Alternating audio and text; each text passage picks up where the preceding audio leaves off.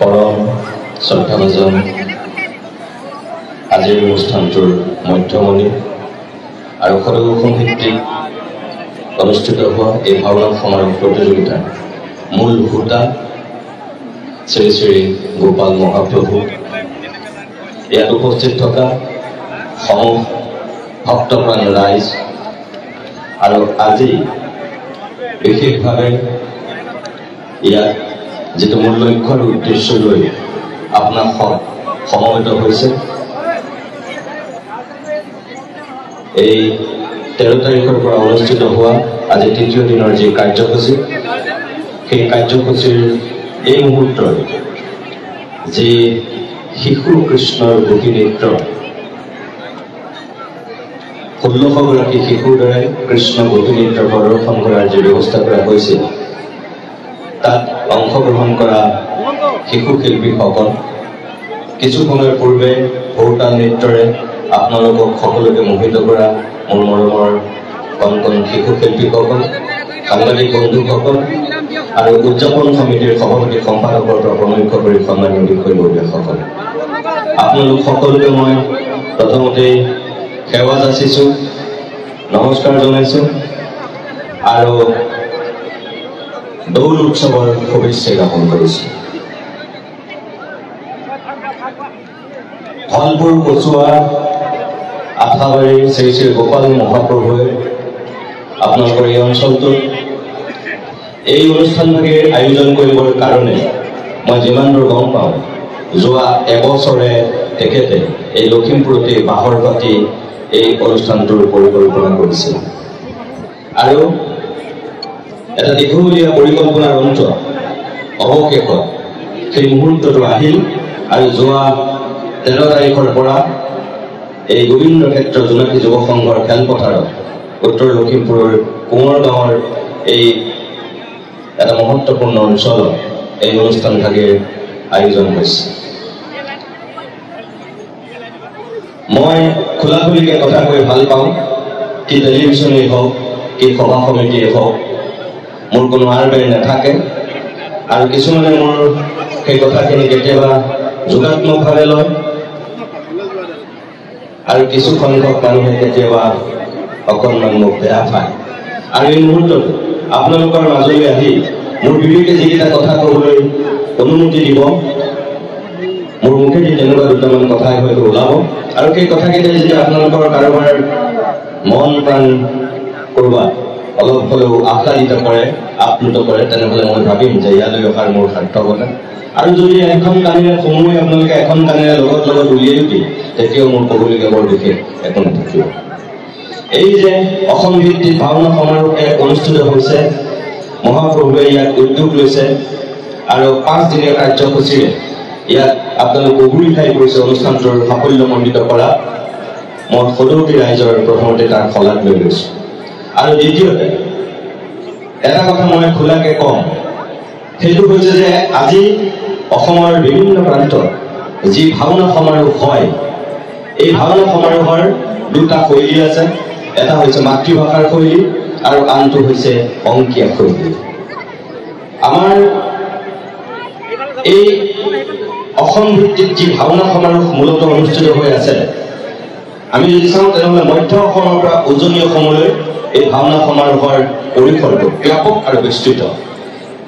নামনি অসমত এই ভাওনা সমাৰোহৰ একেবাৰে চিনমুকামেই নাই এতিয়ালৈকে। আমাৰ উজনি অসমতো এই ভাওনা সমাৰোহৰ দুটা শৈলী বৰ্তি আছে। আজিৰ দিনটোতো আনকি এই দুটা শৈলী আমাৰ এই লখিমপুৰ জিলাতেই এই মুহূৰ্তটো বিৰাজমান। যেনে ধৰক মহাপুৰুষ মাধৱদেৱৰ জন্মস্থান লেটেকু পুখুৰীত যি ভাওনা সমাৰোহৰ অনুষ্ঠিত কৰা হৈছে, তাত আজি দ্বিতীয়টো দিন চাগৈ, তাত অংকীয়া শৈলীৰ ভাওনা সমাৰোহৰ আয়োজন কৰা হৈছে। লেটেকু পুখুৰীত মহাপুৰুষ মাধৱদেৱৰ জন্মস্থান আপোনালোক সকলো অৱগত। তাতো 5 দিনীয়া কাৰ্যসূচীৰে অংকীয়া শৈলীৰ যি ভাওনা সমাৰোহ সেয়া অনুষ্ঠিত হৈছে আৰু তাৰ বিপৰীতে আপোনালোকৰ এই গোবিন্দ ক্ষেত্ৰত যি ভাওনা সমাৰোহৰ আয়োজন কৰা হৈছে, যতদূৰ সম্ভৱ ইয়াত গোটেইখিনি মাতৃভাষাৰ ভাওনাই অংশ ল'ব। প্ৰদৰ্শনীমূলকভাৱে অংকীয়া শৈলীৰ ভাওনা চাগে প্ৰদৰ্শিত হ'ব, সেইটো সুকীয়া কথা। কিন্তু যিখন প্ৰতিযোগিতা হৈছে মাতৃভাষাৰ প্ৰতিযোগিতা। মোৰ ক'বলগীয়া কথাটো এইটোৱেই যে ভাওনা আমাৰ অসমীয়া জাতীয় জীৱনৰ অন্যতম শক্তিশালী চহকী সাংস্কৃতিক উপাদান, যিটো উপাদান মহাপুৰুষ শ্ৰীমন্ত শংকৰদেৱে অসমীয়া জাতিক দিছিল। অসমীয়া জাতিৰ প্ৰাণ প্ৰতিষ্ঠা বুলি যাক আমি কওঁ, যাৰ অৱদান সৰ্বত্ৰে বিৰাজমান, কি গীত, কি নৃত্য, কি বাদ্য, কি ধৰ্ম, কি বিজ্ঞান, কি সংস্কৃতি, কি সাহিত্য, আমি য'তেই ভৰি নথওঁ কিয়, য'তেই আমি হাত নিদিওঁ কিয়, আমি তেৰাৰ স্পৰ্শ আমি সকলোতে অনুভৱ কৰোঁ। আৰু আজিৰ পৰা 575 বছৰৰ পূৰ্বে এইখন অসম ভূমিত তেৰাৰ আবিৰ্ভাৱ হোৱাৰ পৰা পৰৱৰ্তী সময়ত তেৰাৰ যিসকল শিষ্য প্ৰশিষ্য আছিল, মহাপুৰুষ মাধৱদেৱৰ পৰা আৰম্ভ কৰি তেওঁ একান্ত শিষ্যসকলে তেখেতৰ যিখিনি অনবদ্য সৃষ্টি সেইখিনি ধৰি ৰাখিছিল আৰু ৰাইজৰ মাজত বিলাই দিছিল। এটা সময় আছিল শংকৰদেৱৰ যিখিনি অনবদ্য অৱদান সেইখিনি কিন্তু আজিৰ এই পৰিৱেশত আপুনি মই যেনেকৈ দেখিছোঁ, পাইছোঁ, গ্ৰহণ কৰিছোঁ, এনেকুৱা পৰিৱেশ এটা সময়ত এইখন অসমত নাছিল। শংকৰদেৱক এনেকুৱা এটা জেগাত ৰখা হৈছিল, আনকি মহাপুৰুষ মাধৱদেৱকো এনেকুৱা এটা পৰ্যায়ত ৰখা হৈছিল যে সকলো মানুহে তেৰাৰ সৃষ্টিখিনি চৰ্চা কৰিব নোৱাৰিছিল আৰু কৰো বুলি ক'লেই কোনোবাই কিবা এটা কৰিব পাৰিব, সেই পৰিৱেশটো নাছিল। আনকি 1948 চনত যেতিয়া ৰেডিঅ' শ্বিলঙত প্ৰতিষ্ঠা হৈছিল, অসমৰ প্ৰথম ৰেডিঅ' চেণ্টাৰ, 48 চনত ৰেডিঅ'ত যেতিয়া বৰগীত পৰিৱেশন হৈছিল, আমাৰ অসমত ব্যাপক ৰূপত সেই সময়ত বিতৰ্ক হৈছিল যে মহাপুৰুষজনাৰ অনবদ্য সৃষ্টি বৰগীত কিয় ৰেডিঅ'ত পাতিব। তাৰমানে আপোনালোকে ভাবক যে সেই সময়লৈকে বৰগীতো ৰেডিঅ'ত বজাব পৰা পৰিৱেশ হোৱাই নাছিল। তাৰমানে তেৰাৰ সৃষ্টিখিনি কিমান ওপৰত উচ্চ আসনত অসমীয়া মানুহে ৰাখিছিল। আজি ইয়াত এনেকৈ কৃষ্ণ নৃত্য হ'ব, ইয়াত যে আজি ভাওনা সমাৰোহ হৈছে, এয়া বৰ বেছি দিনৰ কথা নহয়। লক্ষ্মীনাথ বেজবৰুৱাই প্ৰথম যেতিয়া মহাপুৰুষ শ্ৰীমন্ত শংকৰদেৱৰ সত্ৰৰ মণিকূট আৰু নামঘৰৰ মণিকূটৰ পৰা যেতিয়া অসমীয়া সমাজৰ মাজলৈ উলিয়াই লৈ আহিব, তাৰ পৰৱৰ্তী সময়ত বালিকা প্ৰদৰ্শন কৰিব নোৱাৰিছিল। কিন্তু সময়ৰ পৰিৱৰ্তনৰ লগে লগে মহাপুৰুষজনাৰ সেই অনবদ্য সৃষ্টিসমূহ এই পৰ্যায়লৈ আহিল। মোৰ আপোনালোকৰ প্ৰতি অনুৰোধ এতিয়া এইটোৱেই, মহাপ্ৰভুকো মই অনুৰোধ কৰিম এইটোৱেই যে অসমত এতিয়া বিভিন্ন জেগাত এই ভাওনাৰ প্ৰতিযোগিতাৰ যি সমাৰোহ হয় ব্যাপক আৰু বিস্তৃত ৰূপত হ'বলৈ লৈছে। আনকি 3 দিনীয়া, 4 দিনীয়া, 5 দিনীয়াৰ পৰা হৈ 1 সপ্তাহৰ পৰা গৈ গোলাঘাটৰ অলপতে মৰঙীত মই নিজেও সেই ভাওনা সমাৰোহৰ অতিথি আছিলোঁ। 18 দিন ধৰি তাত ভাওনা সমাৰোহ অনুষ্ঠিত হৈছে আৰু সেই 18 দিন মানুহ তাত উবুৰি খাই পৰিছে। কিয়? আমাৰ ভাওনাৰ প্ৰতি যিটো টান, যিটো আমাৰ শ্ৰদ্ধা, যিটো ভক্তি অসমীয়া মানুহৰ, সেইটো সম্পূৰ্ণৰূপে এতিয়াও অটুট আছে কাৰণেই এতিয়াও মানুহ তেনেকৈ উবুৰি খাই পৰিছে। কিন্তু একাংশ মানুহে তাৰ এটা সুযোগ লৈছে, যিটো সুযোগ আমাৰ অসমীয়া সংস্কৃতিৰ কাৰণে আৰু মহাপুৰুষজনাৰ সৃষ্টিৰ প্ৰতি মই ভাবো কৰবাত অলপ প্ৰত্যাহ্বানমূলক হিচাপে থিয় দিছে। মই কোনটো কথা কৈছো? প্ৰতিযোগিতাৰ নামত একাংশই প্ৰতিযোগিতা পাতি ভাওনা সংস্কৃতিটোক এতিয়া বিকৃত কৰিবলৈ কুণ্ঠাবোধ কৰা নাই। সেইসকল মানুহৰ কোনোবাই যদি আপোনালোকৰ এই ভাওনা সমাৰোহত কেনেবাকৈ স্থান পাইছে, তেতিয়াহ'লে আপোনালোকৰ কৰজোৰে অনুৰোধ যে তেওঁলোকক আপোনালোকে দূৰতে পালন কৰক। একাংশ ভাৱৰীয়া আছে যিসকলে এতিয়া ভাওনাত মোচন দিবৰ কাৰণে, যেতিয়া তেওঁ কোনোবাই দুৰ্যোধনৰ ভাও লৈছে, কোনোবাই দুঃশাসনৰ ভাও লৈছে, কোনোবাই ভীমৰ ভাও লৈছে, তেওঁলোকে সেই নিজৰ ভাও ভাল কৰিবৰ কাৰণেও আনকি তেওঁলোকে মদ্যপান কৰি ভাও অভিনয় কৰিবলৈকো কুণ্ঠাবোধ নাই কৰা। এইখন অসমত তেনেকুৱা ভাৱৰীয়া মই বহুত দেখিছোঁ। সেই তেনেকুৱা ভাৱৰীয়া যদি আপোনালোকৰ এই ভাওনা সমাৰোহত কোনোবাই ভাওনা প্ৰদৰ্শন কৰিবৰ কাৰণে, অভিনয় কৰিবৰ কাৰণে সেই ৰূপত ইয়ালৈ আহে, তেতিয়াহ'লে আপোনালোকে তেওঁলোকক ইয়াত বাৰণ কৰক। কিছুমান ক্ষেত্ৰত অসমীয়া সমাজখন অধিক সজাগ আৰু সচেতন হোৱাটো খুবেই জৰুৰী আমাৰ যিটো শৈলী আছিল সেই শৈলীটোক আমি ধৰি ৰাখিব পাৰিব লাগিব মহাপুৰুষজনাৰ অংকে নাটে অসমীয়া নাট্য পৰম্পৰা আৰম্ভ কৰিছিল আৰু এই নাট্য পৰম্পৰাৰ পৰৱৰ্তী সময়ত গুণাভিৰাম বৰুৱাৰ কালত ৰাম নৱমী প্ৰথমখন আধুনিক অসমীয়া নাটকৰ সৃষ্টি হৈছিল আৰু তাৰ পৰৱৰ্তী সময়ত যিমানখিনি অসমীয়া নাট্যকাৰে অসমীয়া নাটকক সমৃদ্ধিশালী কৰিছিল সেইদিনাখনলৈকে আমাৰ মাজত জীয়াই থকা ভৱেন্দ্ৰনাথ শইকীয়াৰ পৰা সেৱাৱত বৰুৱা মহেন্দ্ৰ বৰঠাকুৰ জিতেন শৰ্মা হেমন্ত দত্ত মহেশ শৰ্মা এনেকৈ যিমানখিনি মানুহ আছিল মই সকলোৰে নাম হয়তো ইয়াত ল'ব নোৱাৰো তেওঁলোকৰ যিবিলাক নাট্য পৰম্পৰা আমাৰ অসমীয়া শিপাৰ লগত মজবুত আছিল শংকৰদেৱে অংকীয়া শৈলীটো যেনেকৈ উদ্ভাৱিত কৰিছিল তাৰ পৰৱৰ্তী সময়ত সেই শৈলীৰে কোনোবা নাট্যকাৰে নাটক সৃষ্টি কৰিছিল আৰু ভাওনাৰ বাবেও এই মাতৃভাষাৰ যিবিলাক আমাৰ নাটক এই নাটকবিলাক সৃষ্টি কৰিছিল আৰু এই ভাওনাত কি থাকে আপোনালোকে কি বিচাৰি পাই নাজানো মই এজন অসমীয়া সংস্কৃতিৰ সাধক হিচাপে সংস্কৃতিটোক ভাল পোৱা এজন যুৱক হিচাপে মই এইটোৱে বিচাৰি পাওঁ যে ভাওনাই আমাক শৈশৱৰ পৰাই সেয়াই শিকায় যে ধৰ্মৰ জয় অধৰ্মৰ পৰাজয় সত্যৰ জয় অসত্যৰ পৰাজয়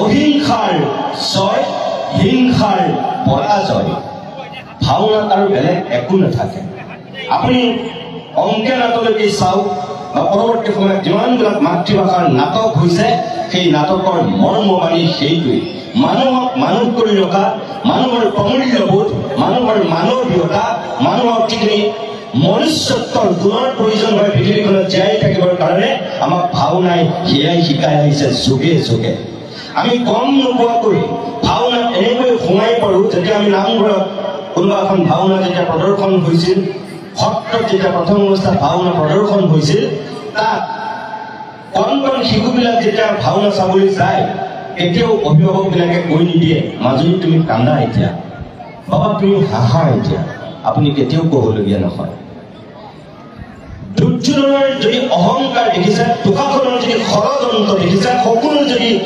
ভয়ংকৰ কুটিল সেই ষড়যন্ত্ৰ দেখিছে দুবৰি যদি বস্ত্ৰ হৰণ কৰা দেখিছে অন্যায় বুলি ভাবিছে তেতিয়াহ'লে সেই কণ কণ শিশুটো তেতিয়াই গৰজি উঠে আপুনি চাব তাৰ মনত তেতিয়াই এটা চেতনা জাগ্ৰত হয় ছোৱালীজনী কান্দে গম নোপোৱাকৈ এয়া কি আছিল এয়াই আছিল ভাওনাই শিকোৱা মনুষ্যত্ব অৰ্থাৎ আমি যিখিনি ভাল যিখিনি বেয়া আমি বিচাৰ কৰাৰ যিটো আমাৰ বিবেক সেই বিবেকটোক আমাক শৈশৱতেই কিহে জাগ্ৰত কৰিছিল এই ভাওনাই জাগ্ৰত কৰিছিল মহাপুৰুষজনাৰ যিমানবিলাক সৃষ্টি আছিল সেইকাৰণে এই সৃষ্টিসমূহৰ ভিতৰত শক্তিশালী আটাইতকৈ উপাদান আছিল এই ভাওনা সংস্কৃতি যিটো সংস্কৃতি নামঘৰ আৰু সত্ৰই ধৰি ৰাখিছিল আৰু পৰৱৰ্তী সময়ত যিখন বৃহত্তৰ অসমীয়া সমাজ আমি নিৰ্মাণ কৰিছিলোঁ এই সমাজখনত ভাওনাৰ এটা সুকীয়া অৱদান আছিল কি আছিল ভাওনাই সম্প্ৰীতিৰ পানী মিলাইছিল ভাওনাই সম্বন্ধ মজবুত কৰিছিল কোন ধনী কোন দুখীয়া কোন উচ্চ কোন নিজ এইবিলাক ভাওনাই কেতিয়াও বিচাৰ কৰা নাছিল ধনী দুখীয়া উচ্চ নিজ সকলো মানুহে ভাওনাত অভিনয় কৰিব পাৰিছিল কোনোবা ধনী মানুহক আটাইতকৈ ভাল পাৰ্টটো দিব দুখীয়াক একেবাৰে সৰু পাৰ্ট এটা দিব ভাওনাত এইবিলাক কেতিয়াও নাছিল সেইকাৰণে নামঘৰত যিটো সংস্কৃতি আমাক মহাপুৰুষে শিকাইছিল তেওঁ উত্তৰপুৰী হিচাপে মাধৱদেৱ বা পৰৱৰ্তী সময়ত পদ্মনাথৰ পৰা ধৰি যিসকল আটাপুৰুষে আমাক শিকাইছিল সেইটোৱেই অসমীয়া সমাজে এতিয়াও ধৰি ৰাখিছে ভাওনাই তাৰ বাট কাটি দিছিল আৰু মই ভাবোঁ যে আপোনালোকৰ ইয়াত এই ভাওনা সমাৰোহৰ যি উদ্দেশ্য অকল প্ৰতিযোগিতাৰ কাৰণে আপোনালোকে প্ৰতিযোগিতা পাতিব বিচৰা নাই এই আমাৰ যিখন হিংসা অসূয়া সমাজ মনুষ্যত্ব হেৰুওৱা যিটো পৰিৱেশ হৈছে বহুতৰ মাজত য'ত দ্বন্দ্ব কাজিয়া সংঘাত এইবিলাকৰ বেছি পৰিভৰ ঘটিছে সেইবিলাক নোহোৱা কৰিবৰ কাৰণে মানুহক যিখিনি গুণৰ প্ৰয়োজন যিটো মনুষ্যত্বৰ প্ৰয়োজন সেইটো আমাক এই ভাওনাই শিকায় কৃষ্ণৰ যিখিনি মুখৰ বাণী আমি যদি চাওঁ গীতাত অৰ্জুনক যিখিনি কথা কৈছিল আমাক ভাওনাই কম নোপোৱাকৈ সেইখিনিয়ে শিকায় কৰ্ম কৰি যোৱা ফল কৰি পিছত পাবা আৰু এইটো ঠিক যে ভাল কৰ্ম কৰিলে আপুনি ভাল ফল পাব আৰু বেয়া কৰ্ম কৰিলে কিন্তু আপুনি বেয়া ফল পাবই, এইটো গেৰাণ্টি। আৰু ভাওনা সেয়াই আছে, প্ৰত্যেকখন নাটকত সেয়াই আছে। আপুনি দ্ৰৌপদী বস্ত্ৰহৰণী কওক, অৰ্ণপৰ্বই কওক, যিকোনো এখন নাটকৰ কথাই কওক, সকলোতে এই কথাখিনি আমাক ভাওনাই শিকাই আহিছে। মই আশা কৰি এই সৰু সমিতিত অনুষ্ঠিত হোৱা ইয়াৰ এই 5 দিনীয়া ভাওনা প্ৰতিযোগিতাত যিসকল শ্ৰেষ্ঠ বুলি বিবেচিত হ'ব, যিকেইখন নাটকে প্ৰথম, দ্বিতীয়, তৃতীয় পুৰস্কাৰ লাভ কৰিব, তেওঁলোকক মই আগতীয়াকৈ শুভেচ্ছা জনাইছোঁ, অভিনন্দন জনাইছোঁ। আৰু ইয়াত আপুনি মই গম নোপোৱাকৈ এটা কাম হয়, সেইটো হৈছে ইয়াত প্ৰতিভাৰ প্ৰতিযোগিতা হয়। ইয়াত কোনোবা শ্ৰেষ্ঠ অভিনয় কৰাৰ কাৰণে শ্ৰেষ্ঠ অভিনেতা হ'ব, কোনোবাই শ্ৰেষ্ঠ অভিনেত্ৰীৰ পুৰস্কাৰ হ'ব। আৰু আপুনি চাব, সেই ল'ৰাটোৱে গৈ গৈ এটা বিশেষ পৰ্যায় পাবগৈ। সাংস্কৃতিকভাৱে তেওঁ এদিন হয়তো আমাৰ অসমখনৰ ক'ৰবাত নেতৃত্ব ল'ব, কোনোবাই হয়তো অভিনয় ক্ষেত্ৰখনত ভৱিষ্যতলৈ উজলি উঠিব, কোনে জানে। এই যে আপোনালোকৰ ইয়াত যি ভাওনা সমাৰোহ অনুষ্ঠিত হৈছে, ইয়াত যিজন বেষ্ট এক্টৰ হ'ব, যিজন শ্ৰেষ্ঠ অভিনেতা হ'ব, তেওঁ যদি এদিন অসমৰ ভাওনা সংস্কৃতিৰ আটাইতকৈ জনপ্ৰিয় অভিনয় কৰা শিল্পীজন হৈ যায়, কোনে জানে, কোনোতো নাজানে। গতিকে ইয়াত সেই প্ৰতিভাৰো বিচাৰ কৰা হয়। মই আশা কৰিছোঁ যে আপোনালোকে পাতিব লাগে কাৰণে এই প্ৰতিযোগিতাখন পতা নাই। ইয়াত সংস্কৃতিৰ চৰ্চা কৰিবৰ কাৰণে, সংস্কৃতিৰ সাধনা কৰিবৰ কাৰণে, আৰু নতুন প্ৰজন্মৰ মাজত ভাওনা কি, এই কৃষ্ণ নৃত্য কি, এই ভোৰতাল নৃত্য কি, এনেকুৱা যিখিনি আমাৰ সাংস্কৃতিক উপাদান আছে, এইখিনি দেখুৱাবৰ কাৰণে, সিঁচি দিবৰ কাৰণে তেওঁলোকৰ মন আৰু মগজু এতিয়াই অসমীয়া সংস্কৃতিৰ যিবিলাক বৰ ঘৰ, তাত যিবিলাক আমাৰ শক্তিশালী উপাদান আছে, সেইখিনি তেওঁলোকক বিলাই দিবৰ কাৰণে আপোনালোকে ভাওনা সমাৰোহৰ আয়োজন কৰিছে। গতিকে প্ৰভু ভগৱন্তৰ ওচৰত মই প্ৰাৰ্থনা কৰিছোঁ, আপোনালোকৰ লক্ষ্য আৰু উদ্দেশ্য সফল হওক। এটা কথা শেষত কওঁ, পৃথিৱীৰ বুকুত যদি কোনোবা এটা জাতি হিচাপে জীয়াই থাকিব লাগে, সেই জাতিটো অষ্ট্ৰেলিয়াতে থাকক, আমেৰিকাতে থাকক, ইংলেণ্ডতে থাকক, ৰাছিয়াতে থাকক, জাৰ্মানী, জাপান, য'তেই নাথাকক কিয়, বাংলাদেশ, পাকিস্তান, চীন, ভূটান, এই ভাৰতবৰ্ষ, সেই জাতিটোৰ গাত কেইটামান উপাদান সদায় থাকিবই লাগিব, থাকিবই। তাৰ বাহিৰে কেতিয়াও পৃথিৱীৰ বুকুত সেই জাতিটো জাতি হিচাপে জীয়াই নাথাকে। আমি যদি ভাৰতবৰ্ষৰ ভূখণ্ডত অসমীয়া হিচাপে জীয়াই থাকিব লাগে, অসম নামৰ এই ভূখণ্ডটো যদি আমি সঁচাকৈ এটা বৃহত্তৰ অসমীয়া মহাজাতি হৈ থাকিব লাগে, তেনেহ'লে শংকৰদেৱে আমাক যিখিনি উপাদান দিছিল, সেই উপাদানখিনি আমি সদায় মজবুত কৰি ৰাখিব লাগিবই। আৰু সেয়াই হৈছে আমাৰ ভাষা, আমাৰ সাহিত্য, আমাৰ সংস্কৃতি। এই ভাওনা কি? এই ভাওনাত আমাৰ ভাষা আছে, এই ভাওনাত আমাৰ সংস্কৃতি আছে, এই ভাওনাত আমাৰ সাহিত্য আছে। এই যে নাটকবিলাক, এয়া কি? আমাৰ সাহিত্য। এই যে অভিনয় কৰিব, এয়া কি? এয়া সংস্কৃতি। আৰু এই যে বচন নাওলাব, এয়া কি? এয়া আমাৰ ভাষা। গতিকে মহাপুৰুষজনাই আমাক ভাষা দিছে, ভাওনাৰ যোগেদি আমাক সংস্কৃতি দিছে, আমাক সাহিত্য দিছে, আৰু তাৰ উদ্ভৱ দিছে মানুহক মানুহ কৰি ৰখাৰ বাণী। গাৰুৰ গোবিন্দ নগাৰ নৰোত্তম মুছলমানৰ স্থান খাই যেনেকৈ শিষ্যত্ব দি কোনো তেওঁ প্ৰভেদ ৰাখিব বিচৰা নাছিল, তেনেকৈ ভাওনাত কোনোবা এজন নেপালী সম্প্ৰদায়ৰ মানুহ, কোনোবা এজন আহোম সম্প্ৰদায়ৰ মানুহ, কোনোবা এজন কৈবৰ্ত সম্প্ৰদায়ৰ মানুহ, কোনোবা এজন মুছলমান সম্প্ৰদায়ৰ মানুহো ভাও লয়। তেওঁ নিজৰ সেই চেতনাটো বিলীন কৰি দিয়ে। মই আশা কৰিম আপোনালোকৰ এই ভাওনা সমাৰোহত তেনেকুৱা সমন্বয়, তেনেকুৱা সংস্কৃতি আৰু তেনেকুৱা সম্পৰ্ক মজবুত কৰাৰ বাণীৰে এই ভাওনা সমাৰোহখন অনুষ্ঠিত হৈছে। আজিৰ এই শিশু কৃষ্ণৰ যিটো এতিয়া অনুষ্ঠান আপোনালোক সাজু হৈছে, মই আনুষ্ঠানিকভাৱে পুনৰ কৈছোঁ যে মোৰ তেনেকুৱা যোগ্যতা নাই। মই না কোনোবা বৈষ্ণৱ পণ্ডিত, না মই কোনোবা ধৰ্মীয় গুৰু, না মই কোনোবা সত্ৰৰ সত্ৰাধিকাৰ, না মই শাস্ত্ৰজ্ঞ ব্যক্তি, মই একো নহয়। তাৰপিছতো আপোনালোকৰ উদযাপন সমিতি আৰু গোপাল মহাপ্ৰভুৱে মোক ইয়ালৈ আমন্ত্ৰণ কৰি আনিছে।